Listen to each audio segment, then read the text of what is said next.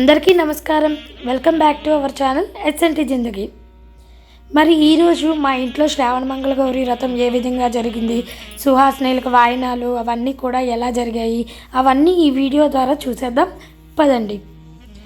నేను శ్రావణ మంగళ గౌరీ వ్రతము చిన్నప్పుడు చేసుకున్నానండి. అంటే పెళ్ళి కాకముందు చేసుకున్నాను, పెళ్ళైన తర్వాత ఇప్పుడు చేసుకుంటున్నాను అనమాట. ఏంటి పెళ్ళి కాకముందు ఇవి నోము నోచుకున్నారు అని చెప్తున్నారు అని ఆలోచిస్తున్నారా?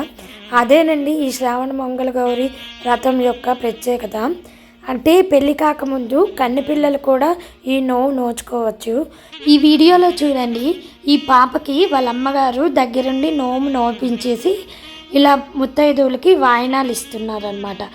దీనిని కన్నె నోములు అని అంటారు. నేను కూడా చిన్నప్పుడు ఈ అమ్మాయిలాగే చేసుకునేదాన్నండి. మా అమ్మగారు కన్నె నోములు నోపించేవారనమాట.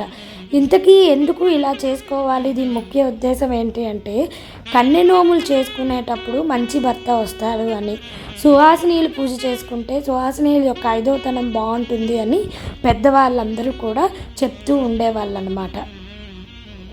నేను ఏ విధంగా నోము నోచుకున్నానో చూపిస్తాను పదండి. ఫస్ట్ ఒక పళ్ళెం తీసుకొని బియ్యం పిండితో ముగ్గు వేసుకొని, తర్వాత పసుపు వేసుకొని, కుంకుమ వేసుకొని, బియ్యం వేసుకొని ఒక పక్కన పెట్టుకున్నాను. తర్వాత ఈ వీడియోలో చూపిస్తున్నాను చూడండి, ఇది రాగితో చేసిన గౌరీదేవండి. ఇది నిత్యం మా దేవుడి గదిలోని సింహాసనంలో ఉంటుందన్నమాట. దేవుడి తొట్టెలో ఉంచుకుంటాను. మంగళగౌరి రోజు, తర్వాత అట్ల తది రోజు దీనిని బయటికి తీసుకొని ఇలాగ పసుపు బొట్లు పెట్టేసుకొని పూజకి రెడీ చేసుకుంటున్నాను అనమాట. కొంతమంది ఏం చేస్తారంటే పసుపు ముద్దని గౌరీదేవిగా చేసుకొని ఆ పసుపు ముద్దకి పూజ చేసుకుంటారనమాట. గౌరీదేవిగా భావించి పూజ చేసుకుంటారు. అయితే ఫస్ట్ వినాయకుడికి పూజ చేసుకున్నాం, పసుపు వినాయకుడికి. తర్వాత గౌరీదేవికి పూజ చేసుకుంటున్నాను అనమాట. అయితే ఈ శ్రావణ మంగళ గౌరీ నోము అనేది పెళ్ళైన తర్వాత 5 సంవత్సరాల పాటు చేయాలండి. మా ప్రాంతీయంలో ఏంటి అంటే ఈ 5 సంవత్సరాలు కూడాను సంవత్సరము ముత్తైదువులు పెంచుకుంటూ ఉంటామండి. అంటే ఉదాహరణకి మొదటి సంవత్సరం 5, రెండవ సంవత్సరం 10 మంది, మూడవ సంవత్సరం 15 మంది, నాలుగో సంవత్సరం 20 మంది, ఐదో సంవత్సరం 25 మంది.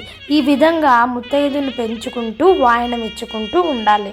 అంటే ముత్తైదులు పెరుగుతున్న కొద్దీ జ్యోతులు కూడా పెంచుకుంటూ ఉండాలన్నమాట. కొన్ని ప్రాంతాలలో ఏంటి అంటే 5 సంవత్సరాలు 5 ముత్తైదువులకి వాయనం ఇచ్చుకుంటారనమాట. అది వాళ్ళ ప్రాంతీయ ఆనవాయితీ అనమాట. అయితే ఈ మంగళగౌరి వ్రతానికి ముఖ్యంగా కాళ్ళకి పారాయణ ఉండాలండి. తర్వాత ఎన్ని సంవత్సరాలు చేస్తుంటే అన్ని సంవత్సరాలు జ్యోతులండి. ఇప్పుడు నాది 2వ సంవత్సరం అనమాట. అందుకని 10 జ్యోతులు పెట్టాను ఇక్కడ చూడండి. ఈ విధంగా 5వ సంవత్సరం అయితే 25 జ్యోతులు. పెరగని వాళ్ళకి 5 జ్యోతులేనండి. పెరిగిన వాళ్ళకి అది ఎన్నో సంవత్సరం అయితే అన్ని జ్యోతులు పెట్టుకోవాలన్నమాట. ఈ విధంగా జ్యోతులు ఎప్పుడు వెలిగించాలంటే మంగళగౌరి వ్రత కథ చదువుకున్నప్పుడు చేతికి తోరణం కట్టుకొని ఇలాగా కాటుక పట్టాలండి. ఇనుమ వస్తువుతో కొంతమంది పడతారు. మాకేంటంటే ఇత్తడి గరిటె కానీ అట్లకాడ కానీ దాంతో ఈ విధంగా మేము కాటుక పడతామన్నమాట. ఈ జ్యోతుల్ని కొంతమంది గోధుమ పిండితో తయారు చేసుకుంటారు, కొంతమంది వరిపిండితో తయారు చేసుకుంటారు అనమాట. కానీ మంగళగౌరి వ్రతానికి ఈ జ్యోతులే ఇంపార్టెంట్ అండి. ఈ కాటుక పట్టడం ఇంపార్టెంట్ అనమాట.